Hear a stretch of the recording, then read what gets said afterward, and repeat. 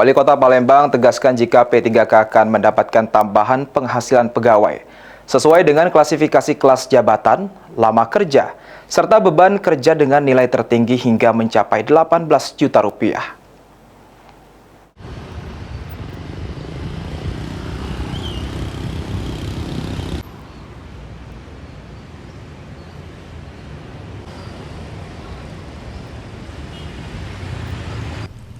Pemerintah Kota Palembang tegaskan jika pegawai pemerintah dengan perjanjian kerja atau P3K akan mendapatkan tambahan penghasilan pegawai atau TPP.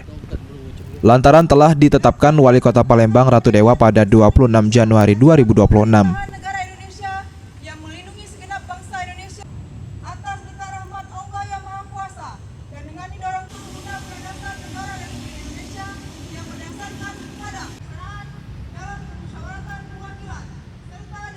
Meski begitu, menurut Wali Kota Palembang Ratu Dewa, besaran pencairan TPP bagi P3K di lingkungan pemerintah Kota Palembang dilakukan dengan klasifikasi seperti sesuai kelas jabatan mulai dari yang terendah, yakni Rp988.269 hingga yang tertinggi sampai Rp18.793.710. Kemudian berdasarkan beban kerja dengan nilai terendah di kelas jabatan 1 sebesar Rp220.000 dan tertinggi kelas jabatan 15 sebesar Rp4.140.000. Meski sudah ditetapkan pada 26 Januari 2026 lalu, namun pembayaran TPP bagi P3K akan dicairkan setelah melewati proses administrasi seperti keuangan maupun lainnya. P3K pertama kita jengok di situ ada tim pengkajian khusus.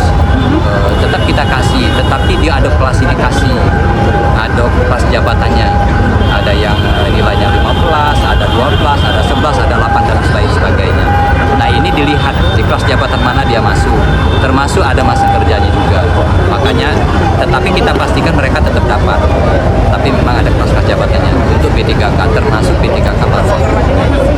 Ratu Dewa menegaskan jika besaran TPP yang diterima P3K akan dicairkan sesuai dengan jabatan, beban kerja hingga lama masa kerja agar lebih adil.